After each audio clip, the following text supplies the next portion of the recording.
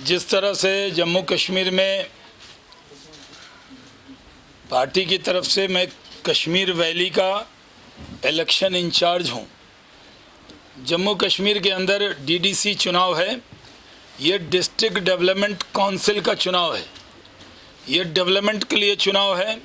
और मुझे बहुत खुशी है, अपने जम्मू कश्मीर के आवाम पर हमें फ़ख्र है कि वो डेवलपमेंट के लिए, डेवलपमेंट की जो भूख है वो साफ दिख रही है। लोग डेवलपमेंट चाहते हैं, विकास चाहते हैं, तरक्की चाहते हैं। और इस चुनाव में साफ लिखा है D for district development council. ऐसे इस चुनाव में डेवलपमेंट के लिए वोट है, D for dynasty free Jammu Kashmir के लिए वोट है क्योंकि आम आदमी इसमें चुनाव लड़ रहा है, और सी for corruption free Jammu Kashmir के लिए वोट है। लेकिन जो लोग चुनाव में थे उनको उम्मीद नहीं थी कि इस तरह लोग वोटिंग के लिए निकलेंगे। वो इस वोटिंग से परेशान हैं। जो लोग हमारे ख़िलाफ़ गैंगअप हुए, जिनको गुपकार गैंग कहा जाता है, मैं तो उनको गुमराह गैंग कह रहा हूँ। वो गुमराह करते हैं और ख़ुद भी गुमराह हैं, क्योंकि वो सिर्फ कन्फ्यूज़न पैदा करना उनका काम रह गया है। लोगों में जम्मू कश्मीर के लिए अब लोग एक ख्वाब देख रहे हैं तरक्की का। और हमारी पहले से हमारे वज़ीर आज़म की ने ठाना है कि जम्मू कश्मीर को दुनिया का सबसे बड़ा टूरिज़म हब बनाना है, क्योंकि पहले लॉकडाउन और बाद में कोरोना की वजह से जो लॉकडाउन हुआ उसके वजह से बहुत से काम रुके हुए। लेकिन जैसे ही रफ्तार पकड़ेगा, क्योंकि अभी भी भीड़ होना, कहीं पर जमा होना आसान काम नहीं, और जम्मू कश्मीर के अंदर यहाँ टूरिज़म का ऐसा हब बनेगा कि जम्मू कश्मीर रोज़गार देने वाला इलाका बनेगा। नागाम में था, लेकिन प्रशासन ने मुझे आज, क्योंकि भारत बंद को लेकर एक उनका ऑर्डर है और मैं सिक्योरिटी कवर्ड हूँ, तो मेरा आज उन्होंने वहाँ जाने से मुझे मना किया। तो इसलिए हम विस्तार से आपके बीच में बातचीत करेंगे, क्योंकि उस ज़िले में उन्होंने कहा कि अभी पीछे शोपियां में आर्मी पे और श्रीनगर में 2 बार सीआरपी पे हमला हुआ है, और आज स्पेशल पूरे मुल्क में भारत बंद के वजह से स्पेशल केयर कर रहे हैं। तो मैंने प्रशासन की बात मान ली। हम कोई पीडीपी एनसी जैसे नेता नहीं है कि हर बात पे ड्रामा शुरू कर दें। हमने जो प्रशासन फॉलो करेगा। कल भी काड़ा के हमारे एक गाड़ी का एक्सीडेंट हुआ था, एक वर्कर की डेथ हुई और मैं जाना चाहता था वहाँ, लेकिन प्रशासन ने, मैं रिकॉर्ड पे कर रहा हूँ, एसएसपी डोडा ने कहा कि नहीं शाम हो गई है और हम आपको अलाउ नहीं कर सकते। तो मैं नहीं गया, प्रशासन की बात को हमने माना। इसी तरह आज हमने नवगाम में 2 सभा थी, एक अनीसा गुल के यहाँ और दूसरा बशीर साहब के यहाँ चाय थी। तो अब ये भारत बंद की सेंसिटिविटी को देखते हुए हम वहाँ नहीं जा रहे। इसलिए जम्मू कश्मीर के अंदर हम लोगों का दिल जीतना चाहते, हम लोगों के दिल में पैठ बनाना चाहते। हम यहाँ पर पूरी तरह से हर घर में बिजली पहुँचे, हर जगह पानी पहुँचे, हर हाथों को रोज़गार मिले। जम्मू कश्मीर टूरिज़म का सिर्फ जो आज के सेंटर जो मशहूर हैं वो नहीं, बल्कि जम्मू कश्मीर का एक एक इलाका ऐसा है। जैसे मैं कल डोडा गया तो पहले मैं हेलीकॉप्टर से कई बार गया हूँ, सभा किया है। दिलीप परिहार जीते, गुलाम नबी आज़ाद साहब का इलाका था, तो देखने का वैसा मौका नहीं मिला। लेकिन इतनी खूबसूरत वादियाँ हैं जम्मू कश्मीर की, एक एक इंच ऐसी है जो दुनिया में जन्नत की तरह है। इसको सिर्फ शेरो शायरी में जन्नत नहीं, इसको सिर्फ कहने के लिए नहीं, बल्कि इसको सही में करके दिखाना है। लोड शेडिंग 1 मिनट ना हो, ऐसा जम्मू कश्मीर बनाना है। यहाँ लोग इंटरलागन ना, ज़्यूरिख ना जाएं, यूरोप ना जाएं, सेंटोर्नी ना जाएं, वो घूमने के लिए जम्मू कश्मीर आए। पूरे दुनिया की इकोनॉमी हमारे वजह से चल रही है, क्योंकि हमारे मुल्क के बड़ी तादाद में, दुनिया की सबसे बड़ी आबादी हमारी है, तो हमारे मुल्क के बड़ी तादाद में लोग यूरोप जाते हैं, अमेरिका जाते हैं, और उनसे उनकी टूरिज़म इंडस्ट्री चलती है। मैं आपको मिसाल देना चाहता हूं कि गुजरात में सरदार पटेल की स्टैचू लगी तो इतने टूरिस्ट आ गए कि उस इलाके की तकदीर और तस्वीर बदल गई। कभी आपको जाना हो तो मैं होस्ट करूंगा, आपको ले चलूंगा सिर्फ दिखाने के लिए। मैंने ये भारतीय जनता पार्टी के स्पोक्स पर्सन के नाते ये मेरी जिम्मेदारी है कि मैं, आप जब जाना चाहेंगे, मैं प्रेस क्लब के ज़रिए आपको निमंत्रण देता हूं कि सिर्फ आप देख कर आइए कि एक सरदार पटेल की प्रतिमा लगने से वहाँ पर जो स्टैचू ऑफ यूनिटी है, तो वो उस इलाके में रोज़गार के इतने साधन बने, होटल बन गए, करोड़ों लोग महीने में आते हैं।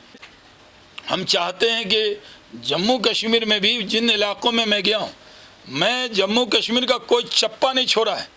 मैं साउथ कश्मीर में भी जब मैं गया था बेलगामा एरिया में, सूफी यूसुफ साहब की श्री गुफ्फारा जो इलाका है, वहाँ भी हमें बड़ी मुश्किल से परमिशन मिली थी, पहले मिल नहीं रही थी। वहाँ भी गए थे तो कैसा रिस्पांस आया। लोग कहते हैं हिजबुल का कमांडर रहता है वहाँ, तो क्या उसके डर से नहीं जाते?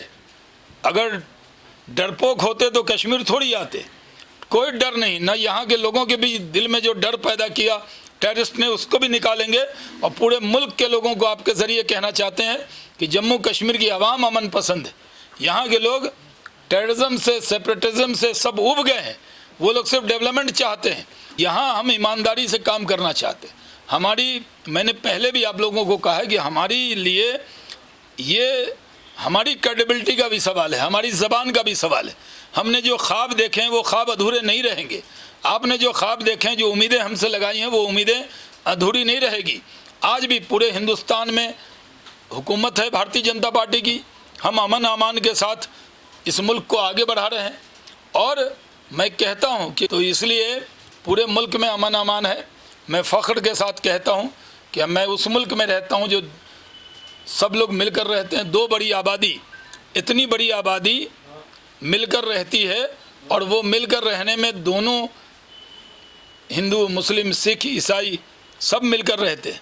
और मैंने पार्लियामेंट के फ्लोर पर 2000 में कहा था, आप उसको Shahnawaz Hussain maiden speech in parliament, मैं पुराना आदमी हूँ, 20 साल पहले मैंने वो स्पीच की थी। और उस वक्त मैंने कहा था, भारत के मुसलमानों के लिए भारत से अच्छा देश, हिंदू से अच्छा दोस्त, मतलब हिंदू सिख मिला के कहा, और भारत से अच्छा संविधान नहीं मिल सकता। अब मैंने उसमें एक चीज़ और जोड़ी, भारत के मुसलमानों के लिए भारत से अच्छा देश, हिंदू से अच्छा दोस्त, भारत से अच्छा संविधान और मोदी से अच्छा नेता नहीं मिल सकता। क्योंकि वो जितनी स्कीम आई है, मैंने जाकर पूछा, अकाउंट में पैसा दें मोदी जी, कोरोना के वक्त में फ़िक्र करें मोदी जी, गैस सिलेंडर दें मोदी जी, 2022 में पक्का मकान लोगों को मिले, ये करें मोदी जी, और वोट मांगने कोई और आ जाए।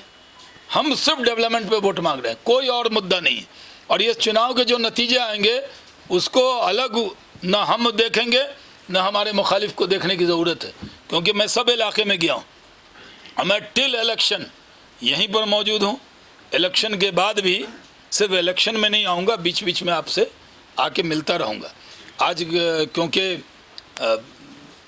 किसानों का एक आंदोलन दिल्ली के अंदर है, और किसान भाइयों को वो लोग गुमराह कर रहे हैं जिन लोगों ने यही कानून की बात पहले कही थी, चाहे वो शरद पवार जी हों, चाहे मुलायम सिंह यादव हों या अन्य नेता हों। लेकिन किसानों के कंधे पर ही अपनी नेतागिरी चलाना चाहते हैं। किसानों को वो अपनी बैसाखी बनाना चाह रहे हैं, जिनके पैर देश की जनता ने तोड़ दिए हैं, जिनको हैदराबाद में 2 सीट दी है, वो आज सियासत कर रहे हैं। जिनको बिहार की जनता ने रिजेक्ट कर दिया है, आज वो किसानों के कंधे पर सियासत कर रहे हैं। किसान नरेंद्र मोदी जी के दिल में बसते हैं। हमने उनके अकाउंट में 6000 साल का देने का काम किया। हमने उनकी पूरी चिंता की है। हमने नीम कोटेड यूरिया दिया है। हम ये कहते हैं, जिस तरह जम्मू कश्मीर में लोग गलतफहमी पैदा करते हैं, उस तरह किसानों को कहना चाहते हैं, आपकी कोई ज़मीन 1 इंच भी नहीं ले सकता। ये दुष्प्रचार हो रहा है। MSP के बारे में हमने कहा कि हमने किसानों की आमदनी को दुगुना करना, ये हमारे प्रधानमंत्री का एक स्वप्न है जिसको हम कर रहे हैं आगे। इसलिए किसान भाई को भी किसी नेता को जो पैर तोड़कर नीचे बैठ चुका है, किसानों के कंधे पर जाकर बैसाखी बनने का काम न करे और उनको हमदर्दी के साथ डील किया जा रहा है। किसान के लोग, किसान भाई जो हैं वो हमारे ही हैं, वो कोई गैर नहीं है। डेमोक्रेसी में प्रदर्शन करना हक है, लेकिन उसके वजह से सब लोग परेशान हो जाएं, इसका भी ख्याल उनको रास्ता रोकना।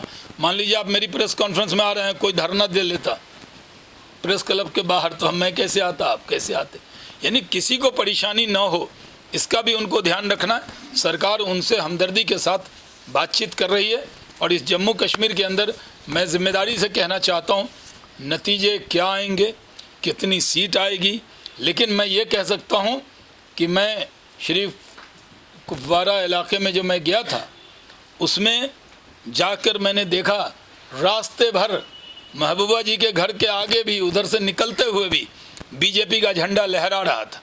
जो लोग कहते थे कि झंडा नहीं लहरा पाएगा, तो देश का तो लहरा ही रहेगा हर बिल्डिंग पर, यहाँ के लोगों के दिल में। लेकिन बीजेपी का भी झंडा दक्षिण कश्मीर में भी लहरा रहा है, उसको मैंने अपनी आँखों से देखा। जब रिज़ल्ट आएगा तो रिज़ल्ट में जो भी नतीजे आएंगे हम कबूल करेंगे, लेकिन हमारे उम्मीदवार सब जगह बहुत ताकत से लड़ रहे हैं और भारतीय जनता पार्टी को हमारे मुखालफिन ने एक बड़ी ताकत माना है, इसलिए वो इकट्ठे हो गए हैं। वो कितने इकट्ठे हो जाएं, एकजुट हो जाएं, लेकिन डेवलपमेंट के नाम पर ये वोट है, इधर उधर की कोई बात न करें। हिसाब दो महबूबा मुफ्ती साहिबा, हिसाब दो उमर अब्दुल्ला साहब, हिसाब दो उनके रिंग मास्टर कांग्रेस के लोग कि आपने यहाँ तरक्की क्यों नहीं की, डेवलपमेंट क्यों नहीं किया। हुकूमत में थे तो डेवलपमेंट नहीं किया, और आज डिस्ट्रिक्ट डेवलपमेंट काउंसिल के चुनाव में सब चीज़ पर बात कर रहे हैं, लेकिन डेवलपमेंट पे बात नहीं कर रहे।